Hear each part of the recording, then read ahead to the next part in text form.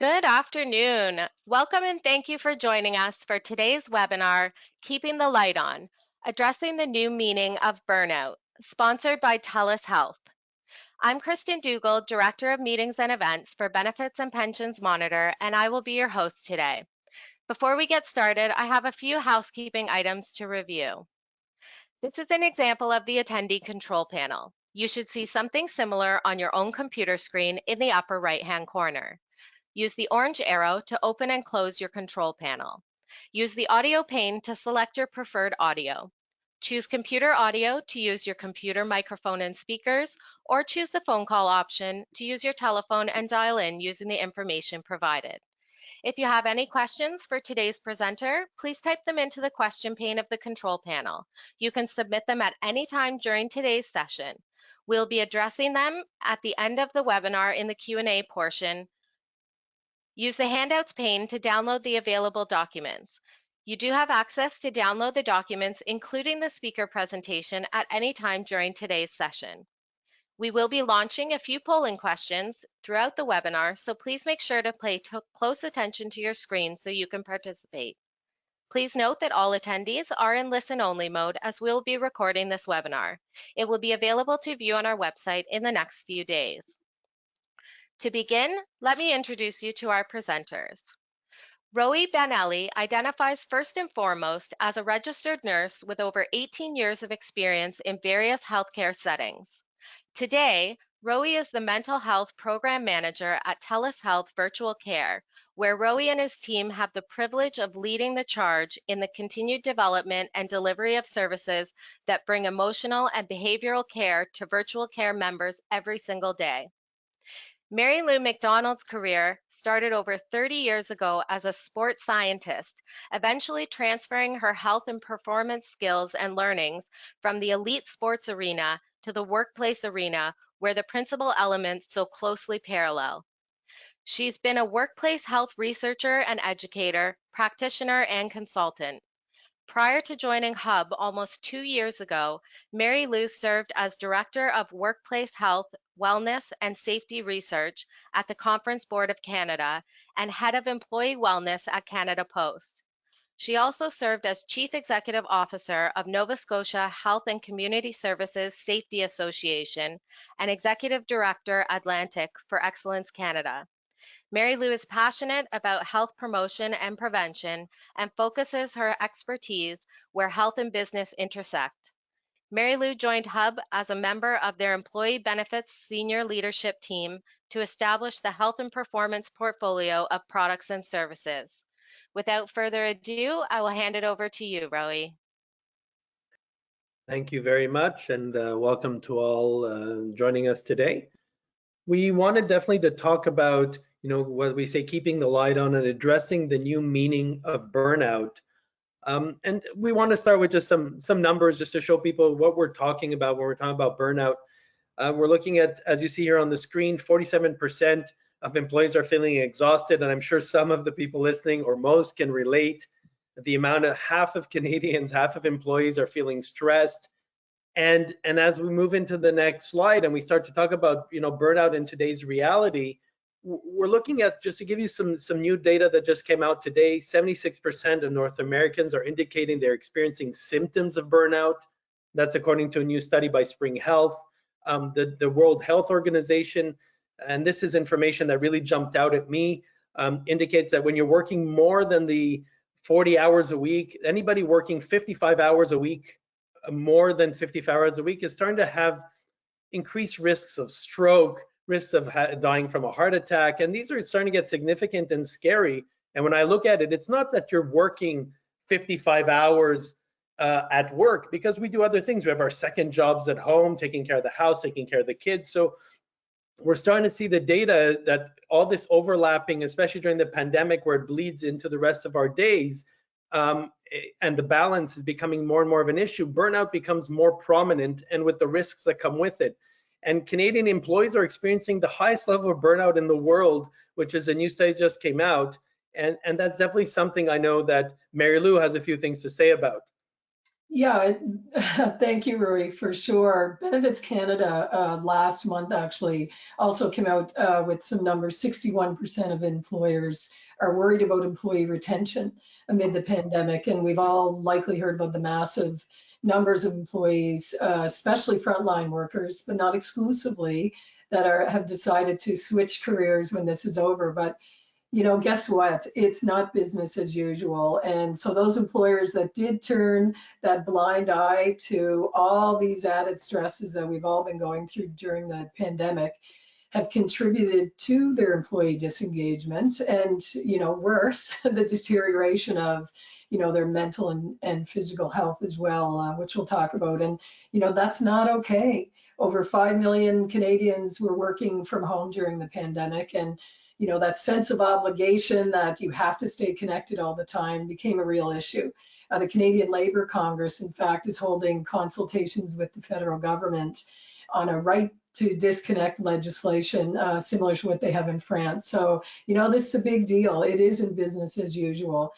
And further, I can't talk about this without focusing on women in the workplace, of course, and what's been going on certainly with the added burnout of the women in the workforce.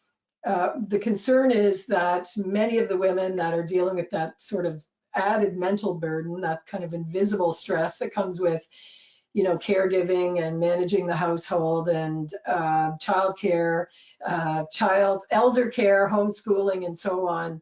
It's continued to disillusion women and burn women out. And there's a risk of, losing the 20 years of gains we've made getting women into the workplace and in leadership roles. We're really concerned about that's going to be wiped out for sure. So the pandemic hopefully has focused us all. We're reading a lot about people are really thinking about, what am I doing, right? Like, where am I going in the next year? What do I want out of my life? Can I continue working this way? What changes am I going to make after this? So I think there's lots there we can unpack, Rui.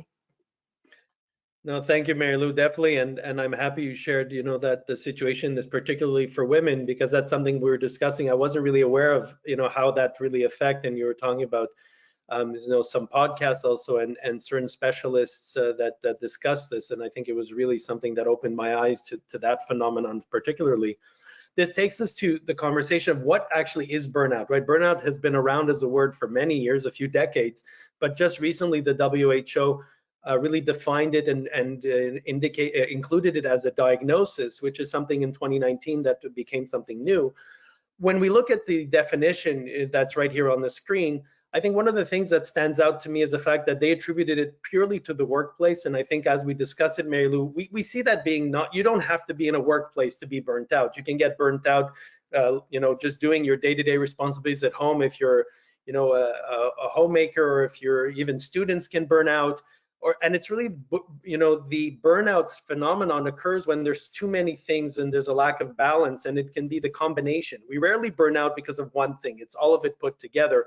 So that was something I kind of disagreed on that side of the workplace focus. However, definitely the workplace has a big piece in that. And I think that what's an important piece is that workplaces can no longer afford to ignore the people. The workplaces need to act, and employees suffer, the organization suffers as well.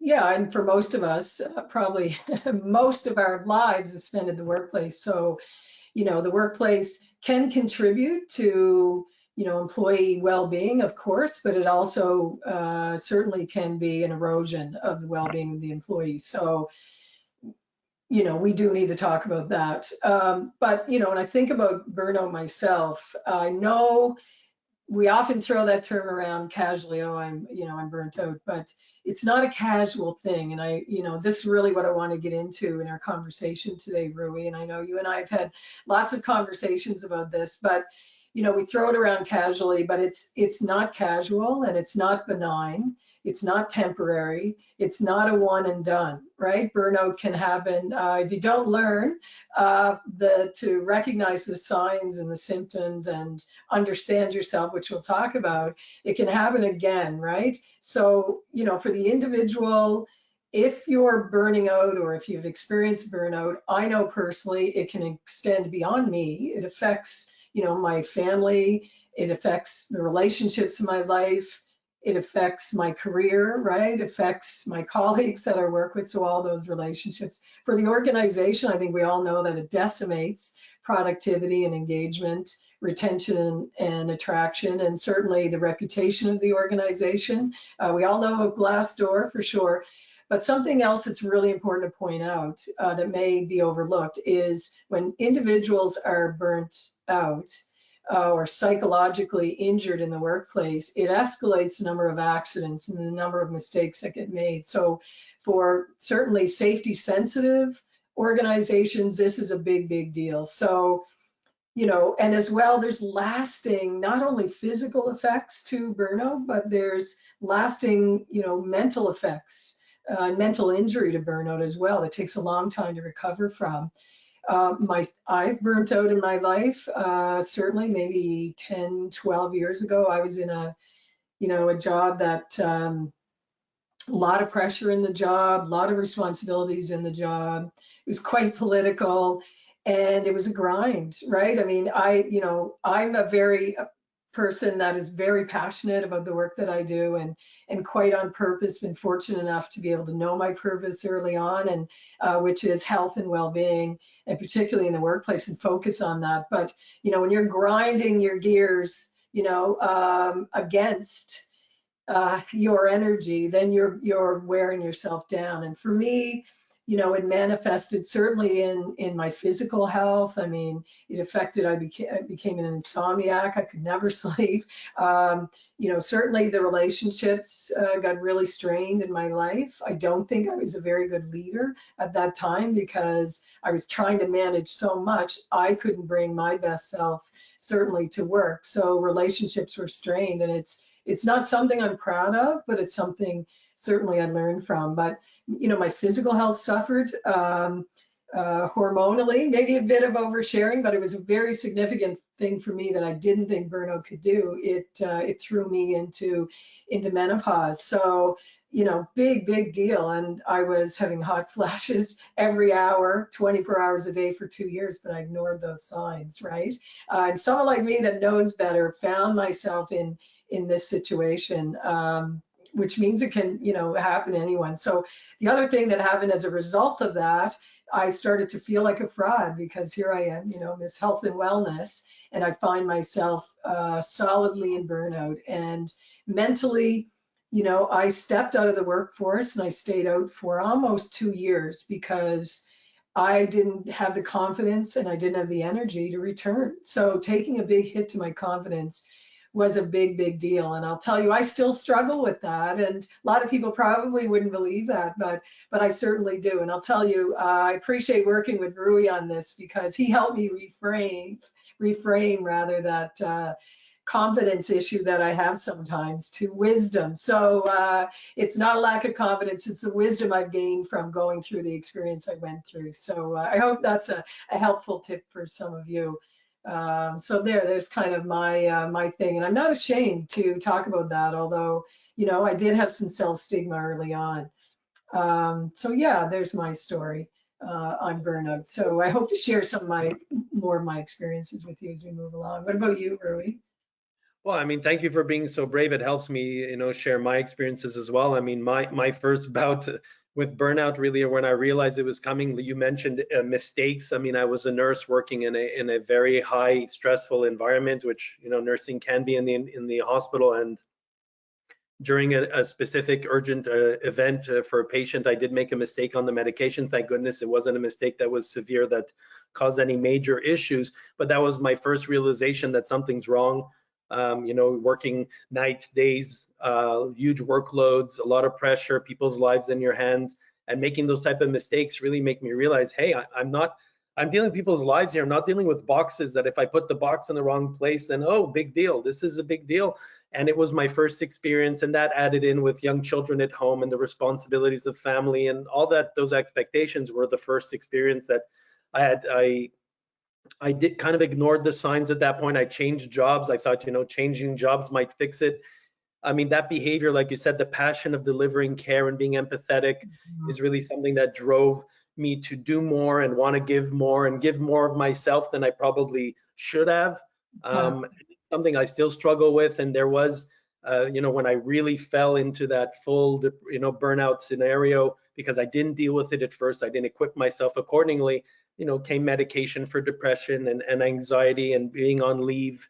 And it affecting my family and the people around me. And so I really, and that was the real time that it really hit. And then it hit again a few years later, because if you don't learn, like you said, it's not one and done. It's not like you broke your leg and now it's fixed.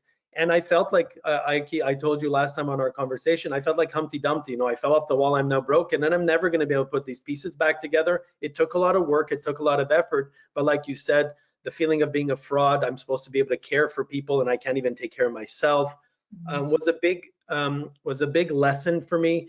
And I think that, I'm happy that, the conversation of, that it's wisdom. Wisdom is the fact that I've been here before. I don't want to be there again. And what can I do to stop it? Really started to get me to make decisions that were better for me, that ultimately were better for the people around me as well. So I thank you for helping me share that. Yeah, it's not easy. And for mine as well, at the same time when all this was happening, I mean, who would think this makes any sense? But my husband and I were renovating a home, a heritage home in Halifax. My mom was in the final stages of early onset Alzheimer's. I was her caregiver, and she died during this process. And my dog died. I had a 13-year-old beautiful dog, and she died. So again, it's this confluence of all of these things going on in our lives, where someone from the outside can look in and say, whoa, this is way too much. But yeah, until you're in it, you just keep trying to do it, right? And you think you can because you're used to being able to handle everything, and it's hard to let go sometimes. So yeah, I mean, this is how it presents. So I don't know. So I'm curious though, Roee, so maybe we can ask the folks that are listening, have you experienced burnout? Maybe we can we have a survey question. How many have you experienced burnout? And it's unique to everyone, but you get a sense. Yeah. So as we kind of wait for those answers to come up, I mean, I think it's more common, that we expect, especially during the pandemic, where people were asked to balance what they were presently or previously not needing to balance. You don't have that break when you come home. You don't have that same, getaway. You didn't have the gym, and you didn't have your friends necessarily to meet up with, and you couldn't do the extracurricular activities. Yeah, for sure. Oh, here we go. Wow. That was more than I expected. I don't know about you, Mary-Lou, but that was higher than I thought I was going to see. Wow, the lucky 18%. They should be doing the next webinar for sure. That's discipline. That's great. Okay. Yeah, so we'll move on to the next slide. And I think this is great for the people, I mean, for everybody on the call to start seeing this. So we'll dive into this specific topic.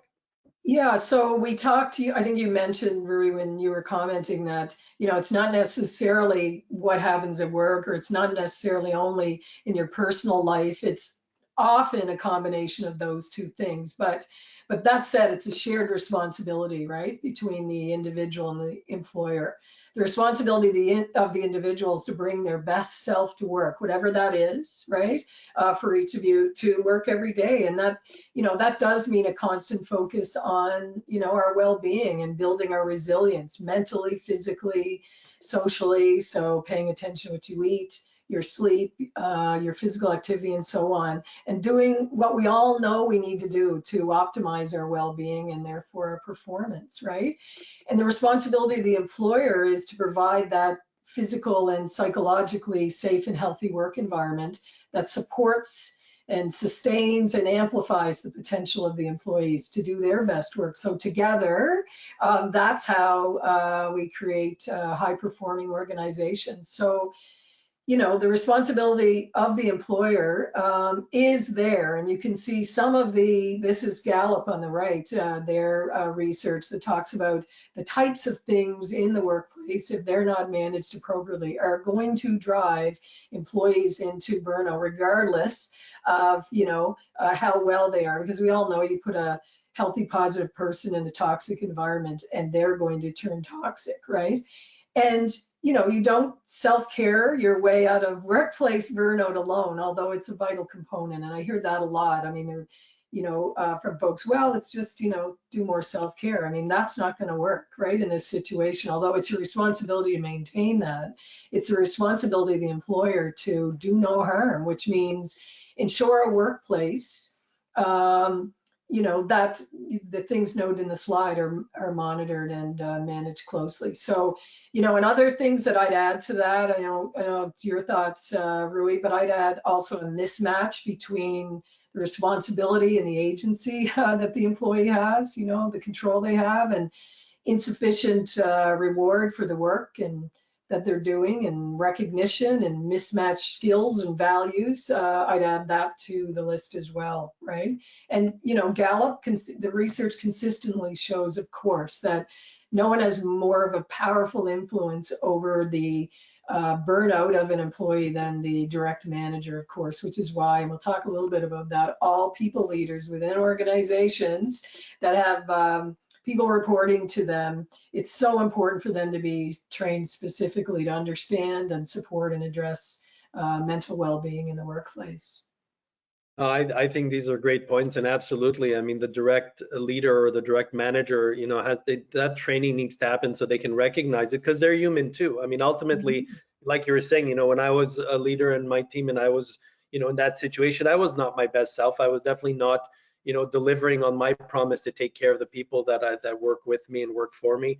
So I can definitely see how that influence is there. I think one of the interesting things in the work events on this slide is really the unfair treatment at work.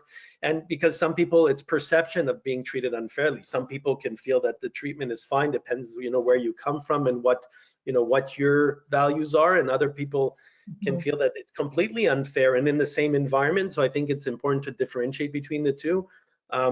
And the fact that even you can witness somebody else being treated unfairly, that can affect your ability to also align with the company and the values of a company. I think, to me, that's my biggest struggle. If I don't align with the value of the company I work with, it really eats away and erodes at my capacity and my resilience. So to me, that's a big piece that is truly, for me, one of the biggest issues that allows me to cope. And unfair treatment at work, right? Like you talked about, the wage gap, women discrimination, you know, racism, any of these events. Really, it's all around us now. Yeah. It is. And I know we have another poll question here. So which of the root causes of workplace burnout do you think are most pervasive? And I think this one will be really interesting. I'm kind of waiting to see, considering how great our audience was on the first one. So this one is really exciting to get an answer on. We'll give a few seconds to that, but just a heads up, we can only put 5 options. Yeah, we have a lot more out there. Yeah, and make sure that people can answer multiple. So you can answer all of them. Some of them definitely important to give us that great answer, and being so honest with the first one. I'm looking forward to see what this one comes up with. Okay, so this one's taking a little longer. Here we go. Workload. Unmanaged workload. No surprise. No, definitely. And I think that, and the manager support is probably, if we look at, you know, agency and what, you know, companies can do, is workload sometimes is tough, but manager support is definitely something, because that can be attitude even, right? It's even being supportive. You don't, and there are great programs out there that we can look at, but that to me is a big piece that people can help in communication. And wow, as we move on to the next slide, that's great. Thank you for answering all that. It really makes a big difference. So the next one is really, you know, signs of burnout. And I'm not going to go over all of these. They'll stay on the screen as we chat. I think one of the most important things when I talk about burnout or anxiety at the workplace and stress is really to notice that the signs are really changes in behavior. And what does that mean? It means somebody that was otherwise positive is now showing signs of not, they don't go from black to white, right, from positive to negative, but they may go, start to show more negativity. They're less participatory in meetings, they're missing deadlines, and it's significant change. If somebody was irritable on a good day, then they're irritable today, that's not a sign of burnout. That may be something else. You may want to look into it. But it's really behavior changes in the way they were interacting previously is a real big one. And also changes in negative coping mechanisms like alcohol, substance abuse, or people that stop doing what they were doing to help themselves. Like they tell you they're not going to the gym anymore, they're gaining weight. You're starting to see people no longer take care of themselves. It's really a sign, for a leader or for a colleague to look and say, hey, this something looks, different about this person. So to me, those are the ones that stand out to me. What about you, Mary-Lou?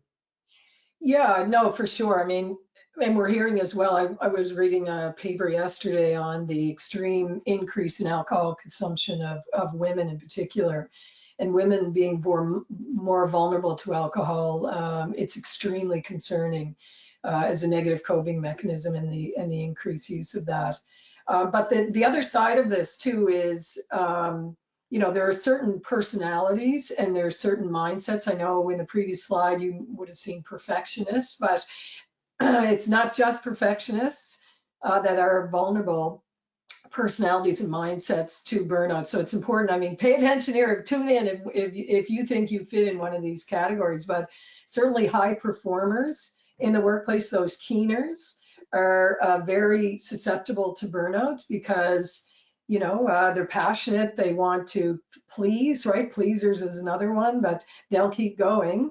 Empaths, I mean, Roee, you touched on that, those caring and compassionate people that really want to serve. And the high on passion, high on purpose, that's really my Achilles heel because I really enjoy what I do. So time just passes and I realize, wow, this is crazy. I didn't take a break, or I just went 12 hours. I can't keep doing this, right? I'm working through my headache or whatever it might be. But also there's certain mindsets, right? So maybe we've all kind of known, or at certain times been the martyr, that you feel you've got to take all this on, whether it's in your home, whether it's in your work, your hand's the first one to go up, or you're the hero mindset, where you want to come in and, save the day all the time, or maybe you're that super parent who, is taking their children everywhere, going to be the one that's volunteering for all of the carpooling, baking the cookies, having the parties, doing all of those things, right? You're that super parent. Or, at work, you wear work as a badge of honor. I'm so overworked, but you keep taking this on, right? And certainly the pleaser. I'm a middle child, so, guilty as charged. And, I want, make sure that everybody's content, that everybody's happy and everything's going smoothly. And I tend to take too much on myself. And I've gotten that feedback for sure. But the other thing, we've probably all heard, this expression, if you want something done, give it to a busy person. Well, as leaders, you have to be really careful not to take advantage of those vulnerable personalities. So you need to be aware of who they are, who those keeners are, and so on, in your workforce. And conversely, in many cases, burnout gets used as a weapon, right? For the weakest link. You want to locate the weakest link within your organization, and those that can't handle the heat, you want to get them out of the kitchen. So that is quite common in some professions, and not good, right? So as people leaders, you have to be monitoring your teams, particularly the keeners, for signs of struggle, and step in, especially if it's a workload issue, which we've seen, and so on. Yeah, no, I think these are great points. I mean, to me, the professionals, obviously, my initial career really in nursing and medicine in general, and then looking at just different things, and some of my kids are going into law, and then I'm concerned. I'm like, it's a dog eat dog, trial by fire. So if you survive, then up you go, and if you don't, well, survival of the fittest. But that's not truly the case, and I think it's we tend to lean a little bit too much on those, and we don't see the long-term effects and the loss that entails, because it's ultimately these people, don't always recover, and these are otherwise, some good people to have in the workforce that may not survive that just initial onslaught. Yeah, and you're not weak because you burned out, right? Yeah. That's not it. Yeah. Yeah. So I mean, and I think that's important about, the conversation that we're moving into, kind of reframing burnout for ourselves and others. And I think this is really important. And you have some great points to bring it over, for people to really realize how to reframe it for ourselves. And I'd love Yes. to hear them. Yeah, so if we, what if we reframe burnout and rather than seeing burnout as a weakness, what if we think about it as overusing our strengths, right? So that's not my idea. I read an article recently, a McKinsey article, where they interviewed the CEO of Hinsa Performance. I love Hinsa in Switzerland. Anastasia Hinsa is the CEO, and she positioned it this way, and it really resonated with me because of the stigma involved with burnout and the self-stigma particularly. We tend to resist reaching out for help, and we don't associate necessarily the signals that our body's sending us that we talked about, the insomnia, maybe it's reflux, maybe it's hormonal responses and all those things, because we don't want to feel or appear weak. And therefore we override those signals that are telling us that, it's time to recover, right, from the stress you're feeling. And if we think of burnout rather as overusing our strengths, such as our keen ability to focus. I know I'm really good at it. I can stay focused for a long, long time. And I'm also, a former athlete, so I'm used to pushing through, right? And our resiliency skills. So those of us that are really strong in that area, if we think about, okay, hold on a second, I'm overusing my strengths and shift our perspective that way, we might be, and it might enable us to be more open to noticing the signs and be more intentional then about our well-being status. And self-compassion, right?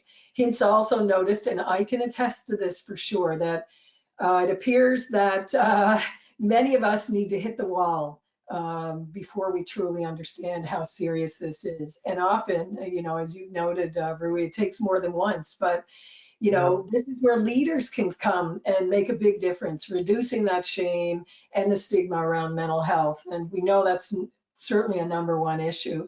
We seem to find it a whole lot easier to talk about, I'm off on leave because, some physical issue rather than talking about mental issues. So if leaders can provide that safe space to talk about mental health, so normalize that conversation, provide a third-party outlet, safe space for employees to talk about their issues, and not thinking about, not thinking about rest as a reward, right? It is required, it's imperative to recover and to be strong. So, and I'd also reinforce here, from my background, of course, so a clear distinction does need to be made between the mind and the body, and we talk about that, of course, but when it comes to mental health and physical health, those two should not be thought of as separate. They're inextricably linked. I'm, of course, we're hearing mental health, mental health, mental health. I did a blog on this on our employee benefits website for Hub. Do not separate physical health from mental health, because one of the #1 things to strengthen your mental health and recover and support your mental health is being physical, your physical activity. So I'll leave that there. I won't pound on that drum too much. But I think it's really important. I mean, between the two, and you bring a lot of really great points, and to me, definitely takes more than once in hitting the wall. I mean, there were warning signs in my case. I mean, looking back, I'm like, obviously, but I completely ignored it. I mean, it is like, yeah, my body, I'll get through it. Yeah, that's fine. I've been here before, been there, done that, and I think that was really something that I, when I look at it, was just silly, because the cost to me and to my family was far, far more than the benefits of pushing through when I look back at it. And it took me years to get back from that and to recover, and definitely something that's driven me to avoid doing it, but also to help others not get there, because burnout is something so prominent and so easily, it gets masked so easily, and we tend to ignore it. And I see it in the people I work with every day, and I think it's something that we just tend to not consider. And then when you talk about the physical and the mental part, is that, it often will exhibit itself first physically as well in many people. Exactly. And we have to get to know our bodies. And I think one of the nice things of what we're going to talk about probably in the next few steps is really being aware of our bodies and being, in tune with ourselves and being present to our own feelings and experiences so we can actually start to, be more proactive. So, I mean, and that's part of the conversation I think that we're going into now. So really, let's talk about how do we self-monitor really for burnout. I know you have some great Yeah, tips for. and just before I start that, you and I had this conversation. I thought it was a really good point you made. We're so used to being able to go far out on the limb, right? And taking risks. And we know we've gotten this far before. And burnout really is you get that one step too far out on the limb and it snaps, right? And down you go. And but we have this confidence that we can keep going. So I didn't want to forget that point because it was a good one that you made. And it's a really good analogy, some good imagery. We can remember that. But yeah, I mean, how do we avoid or overcome burnout, right? And being a prevention person, the best way is to prevent it, right? And recovering is a lot harder, certainly, and more expensive in so many ways than prevention, of course. So, but it's first and foremost, it's knowing and recognizing the signs in the first place and acknowledging that you have a problem. We don't want to, mostly we don't want to do that. And there's the self-stigma. And maybe you need some help, right, to deal with this. But if you have enough self-awareness, you might be able to notice the signs. But my experience, which is extensive, tells me that it's not often the case. And if you do, of course, we talk about this, there's a tendency to override those voices in your head that tells you to keep going, press on, there's a job to do, right? So really, you should have a trusted ally is what I would say to help you recognize the signs, right? If you're in excessive drive, you're neglecting your own needs, the bills are piling up, everything's happening that you're not getting to, then for sure, have an ally at work and in your personal life that can give you that kind of trusted feedback, right? And for supervisors, colleagues, friends, you should be, particularly in the workplace, be trained to actively watch for the signs of struggle in someone you work with or care for that matter, for sure, because this whole pandemic has been a marathon. Know the physical aspects, and we talked about that, the gastro problems, low immunity, getting colds or whatever all the time, insomnia, headaches, those are mine.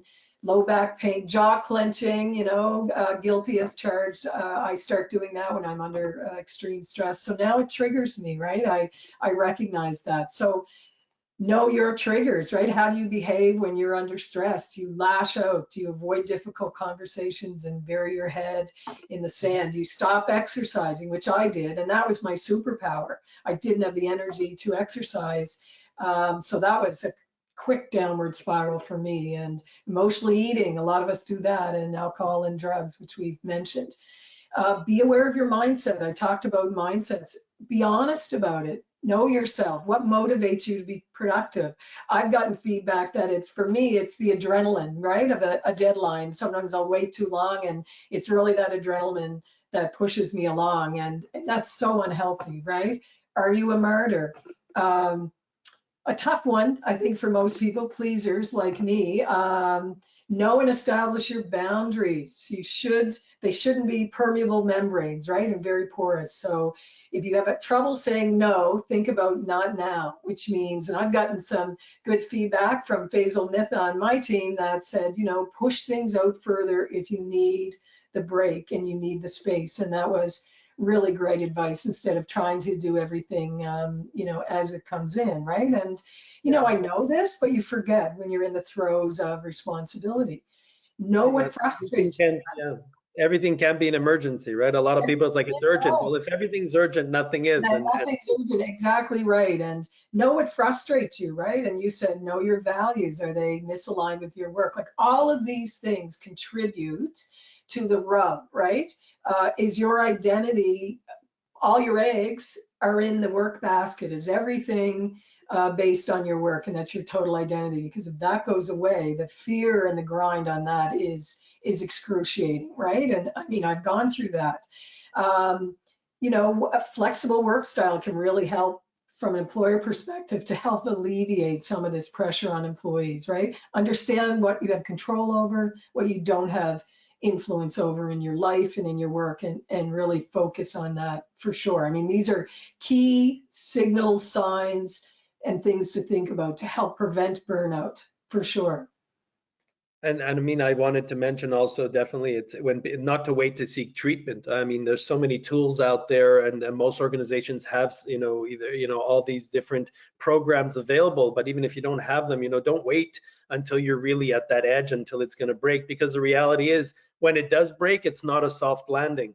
Yeah, And people don't realize it, and they think, okay, I'll take a day off. A day off will delay it, but it takes more than a day off, more than a week vacation, because you're coming back into the same situation. We need to change how we manage these things, and seeking treatment or the help of a professional, or the help of people on that are in the environment really makes a huge difference in reframing it, like we talked about, and avoiding the frustrations of just absorbing and absorbing and absorbing this over time. And like you said, the moral injury and the witnessing of unfairness, and it just winds up getting it turns into resentment yeah, ultimately. And sometimes in a situation where there were ways out, if we pulled it out, we pulled the plug, or we hit the brakes a little earlier and slowed it down, there were ways to help prevent it or minimize the damage. yeah, um, sure. so I Yeah, definitely it's not just an individual issue, right? So I want to make sure that people understand this isn't all on the individuals. Like certainly organizations, as an employer, you have to be careful not to whitewash wellness either, right? Like just throwing out a couple of, giving everybody Fitbits doesn't solve burnout, right? And it doesn't avoid burnout. So superficial programs don't address root causes, which we showed a few slides ago. So things like make sure your employees feel supported and respected, full stop, right? So what's that look like? Listen to them, listen to their input on work-related problems, give them the tools, give them the resources and the training they need to do a good job, right? You can't set performance targets, but not give them everything they need to be successful to be able to hit those targets. Make sure everyone's opinion is heard. Let them, build the culture with you together, that healthy culture.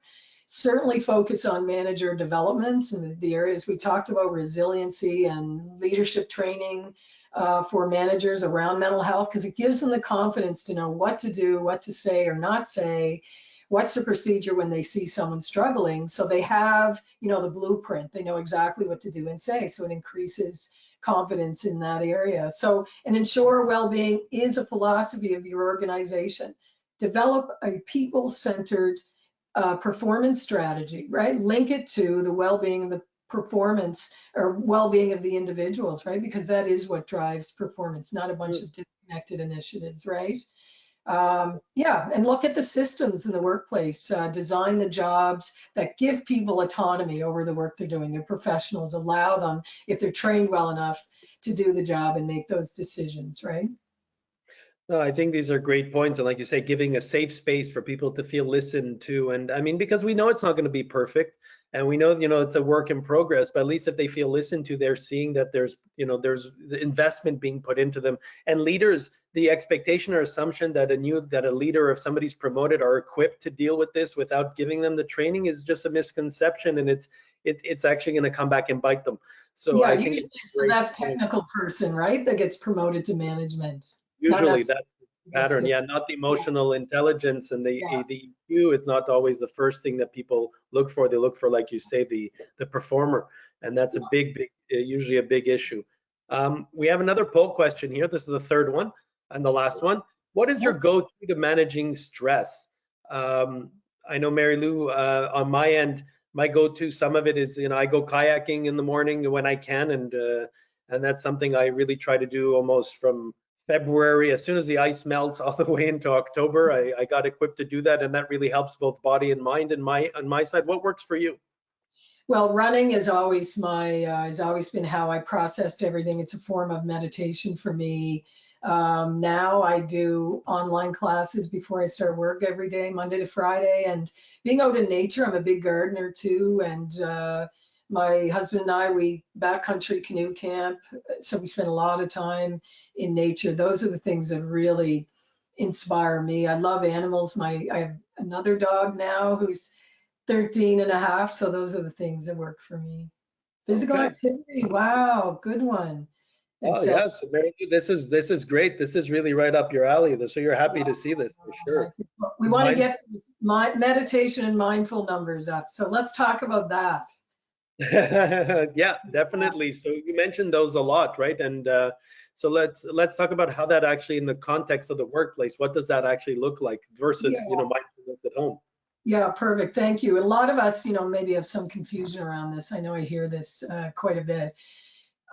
How leaders really, I mean, you can see the definition on the screen. I won't read that, but how leaders behave under stress is particularly important, right? I mentioned that and how I went down on one knee at one point in my career because employees monitor their leaders and then they mimic their behaviors. And if we're very unlucky, they magnify those behaviors. So leaders must set a positive example. Well, we all have to set a positive example, right? But sadly, we see too many leaders that miss that point. And, I was there earlier on in my career, but I've really worked to learn from that and share that in the consulting work that I do as well.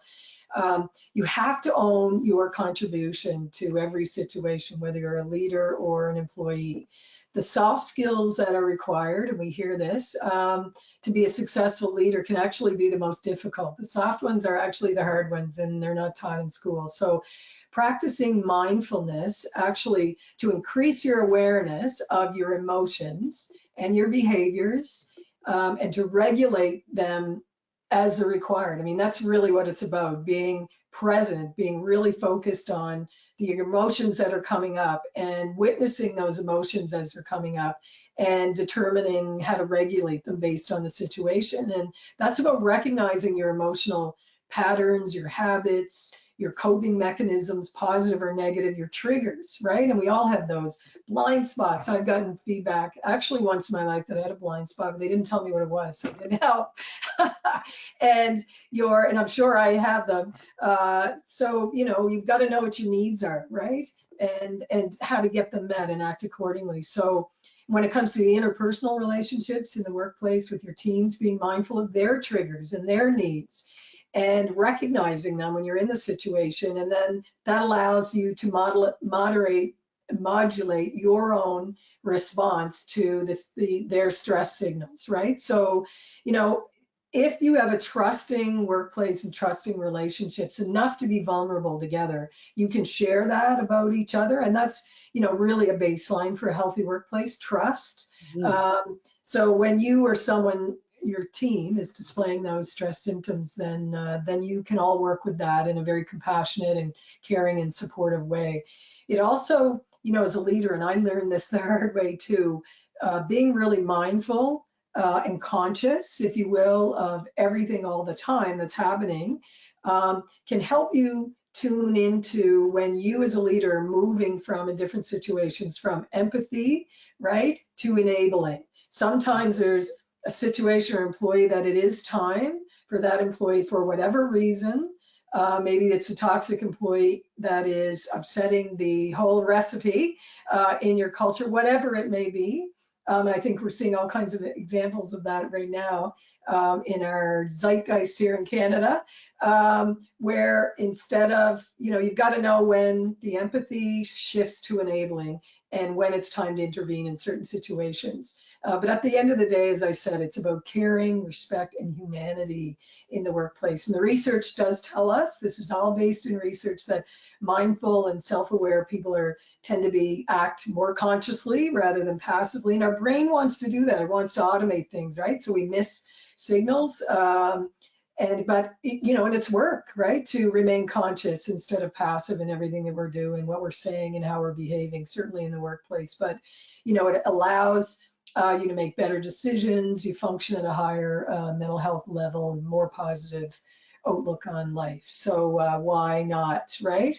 But it requires discipline to stay focused, and it's non-judgmental. Keep returning to being mindful because that's the game. That's where we need to go, and it tunes you into your own responses, right? And which is super important. Yeah, I think the non-judgmental piece is definitely a really important one. I think that's something we tend to do a little too quickly, and then that we're not able to do it. And like anything else, it takes practice, and it gets us to it. And that takes me then to self-awareness, because we can be mindful and present, but we're not always self-aware. And I think that's definitely something that that we need to address. And I know you have definitely some tips. Yeah, right. We talk about this a lot too, but what really is it, right? So, and it doesn't happen overnight again. It can be hard, but it's an extremely important life skill. And we are often on autopilot, as I said, and unconscious about our thoughts and feelings. But that is the brain's job, like I say, to automate, to create room for more stuff. But that works against staying really tuned in. And a number of things on the screen there to help you develop self-awareness. Ask for that feedback, not only at work, that's why it's so important. And we have that feedback loop, or we should at work, but also be open to receiving feedback and work with that, because that's a reflection of what others are seeing and experiencing, right, from your behaviors and your responses. Journal. The reason why people say journal is because it gives you a look at what your feelings, what you're responding. If you're keeping a journal regularly, it helps you understand yourself, certainly at a deeper level. Question your decisions. So understand the motives behind your decisions, right? So before acting on a decision, maybe you're going to start thinking of, a few good reasons why you should go in that direction. So it really does help you understand your motives behind your decisions, recognize strengths, yeah, and your weaknesses. So build on your strengths, focus on those. I mean, constantly focusing on your weaknesses is really draining. And for employers, aligning employees with their strengths and the role they're in is certainly really important. But purpose, you can't overstate that. Understanding your purpose. And this is where I was so fortunate to really understand my passion, my purpose about health and wellness and, performance and optimizing, my energy, right? And what I bring to every situation. And you're not there all the time, but I was always so interested in learning, how do I get to that place? I was an elite athlete for a number of years, and how do I get there? How do I stay there? And the same in the workplace. And it's really fundamental, right? It's the sleep can't be underestimated. That's when your brain really heals, right? And the physical activity and so on that we know about and we talk about. But it also helps you, and this is, I think, an important point, certainly for us keeners, is to tune into to know when it's time to keep going and when it's time to move on, right? We hear over and over about perseverance and grit. There are posters about that everywhere, sure. And, successful people never quit. That's terrible advice, in my opinion. You've got to know when to quit, right? So, successful people quit all the time, right?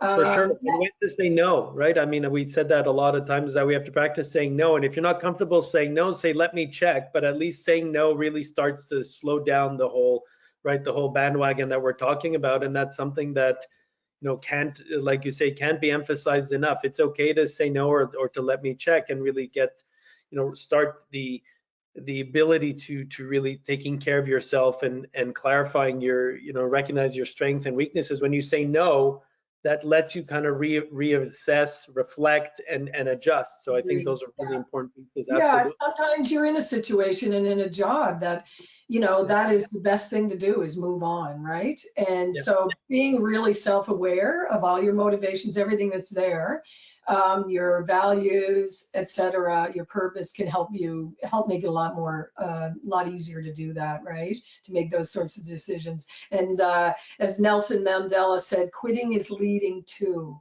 right? So something to keep in mind.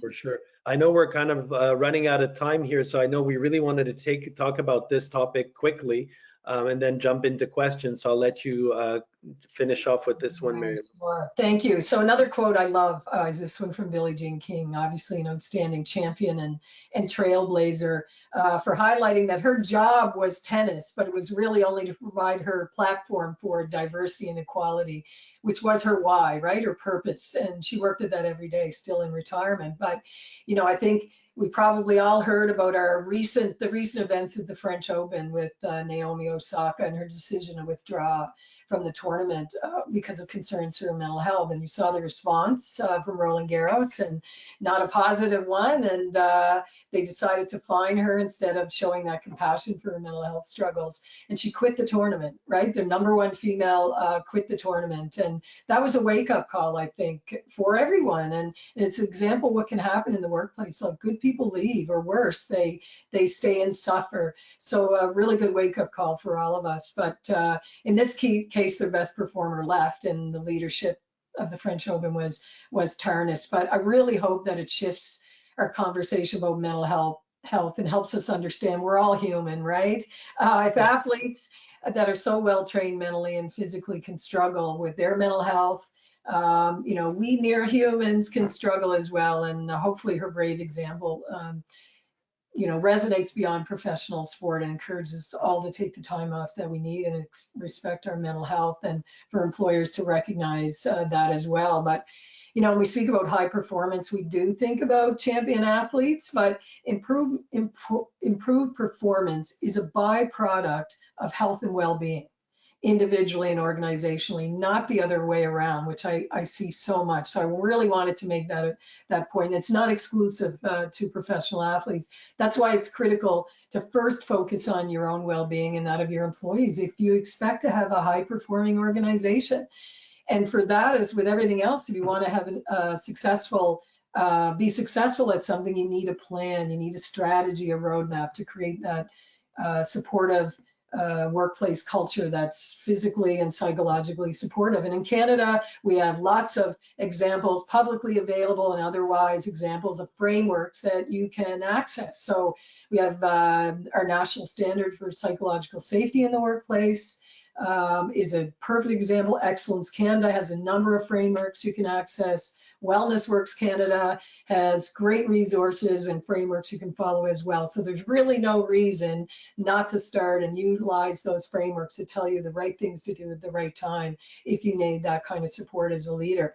So, obviously think of you as a leader, as a coach, the employees as the team, and we'd never expect the Montreal Canadiens to be succeeding without a plan, without their athletes being in top mental and physical shape. So why would we expect that of us as well? How could we perform without those daily regular positive habits? You don't have to be running and doing an Ironman. It's just daily regular positive habits. What you eat matters. It affects your mood and your energy, your sleep, your quality sleep. It's where your brain integrates all the memories that throughout the day, the experiences you've had. It flushes the toxins out of your brain and your body. That physical activity is the energy, those positive hormones, especially for your mental health, as I mentioned. The social connection, the blue zones talk a lot about that.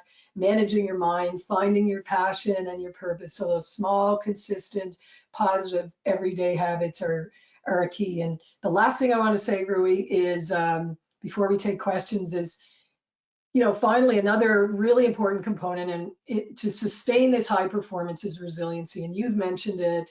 We talk about it all the time. I have people ask me all the time, what's this really mean? So resilience, and I thank my friends at Homewood Health for this, is certainly another important component, right? That is going to sustain our high performance. So it's the capacity to respond to adversity and adapt to challenges and change. And challenge and change is our present, and certainly it's going to be our future as far as the eye can see. So resiliency is one of the most significant protections for our mental health, and why we recommend this type of strength training, not only for leaders, but for everybody in an organization, right? Because it moderates how you might interpret or react to those stressful situations, and it is a skill that can be developed. Resilient people, we know from the research, you've probably seen the bell curve, and in the middle is most of us. That's our our optimal stress zone. So resilient people recognize when they're outside of their optimal stress zone, and they can cope and they can get back in it more quickly. And they use those, when they're out, they use positive coping strategies to get back in. And the easiest way to remember this is the 3 R's. So thank you, Homewood, for this: recovery, renewal, and regular positive habits. The 3 R's. Recovery is that ability for us to replenish our energy, restore our energy. And rest is, again, as I said, not a reward, right? It's a necessity, and we have to change our thinking about that. And recovery is not just for professional athletes. We recover when we sleep, and when we eat well, when we actively move our bodies, and when we take breaks in stressful circumstances. Renewal is how we channel our energy, right? When we're not working. So when you take a mental health day, don't feel guilty about not working. get out in the garden, doing all those things that inspire you. But first you have to know and be clear on what those are, right? So it's all those aspects of our life that excite you and please you, and and think about, what am I renewing for? What's my why? All of those things. And the regular positive habits, I'll pound that drum forever. That's refers to you cannot store health, right? So if you sleep poorly all week, you're only into a few hours a week, and you have terrible sleep for whatever reason, you can't sleep for 12 hours a night, both nights in the weekend, and think you're going to make up for it. It doesn't work that way, right? So in small ways, every day, we need to be taking the steps that help us stay well. So with that, on that note, we have to take questions. We're yeah, almost out of so time. let's go. Great. Thank you both for taking your time to share your knowledge and insights with us today. As you can see on the screen, if you do have questions for today's presenters, please type them into the question pane of the control panel. I know we're just about out of time, but we do want to get to a few, so let's jump right in. This is a good one to start with. What do you think are some solutions that employers could take advantage of for their organization? I think that's a great question. I mean, there's so many out there. There's different solutions. I mean, on our side, at TELUS Health, we have a new product called Life Journey, which is kind of the new evolution of what an EAP is, just to give care across the board and in different scenarios, and that follows an employee throughout, not just a kind of, like we said, a one and done. So we're making sure we're supporting. So there's EAPs, there's benefits programs, and I know also, Mary-Lou, I'll let you jump in because we don't have time. There's definitely some solutions that Hub offers as well that you're very much aware of. Yeah, so Hub actually worked with TELUS Health to develop a similar to Life Journey, but it's a Hub model. So it monitors and supports employees, called Hub Care Concierge. We're launching it in a couple of months, actually, and it supports employees through the whole continuum of health and well-being. So it's an evolution of EAP. But, we talked about the training, resiliency training, mental health leadership training, EAPs, of course, all those things. I'd be remiss if I didn't say a fitness platform, especially during remote work. So it's a connection for your employees. It keeps them active. Don't disconnect those. So when you're thinking about mental health, also concurrently be thinking about how can you complement that with supporting their physical well-being as well to keep them active. Perfect. Thank you. And everyone, even if we don't get to your question, we will follow up with you directly. So please keep submitting them. And I think we'll try to get another one in here. This one's really relevant to the time that we're living in.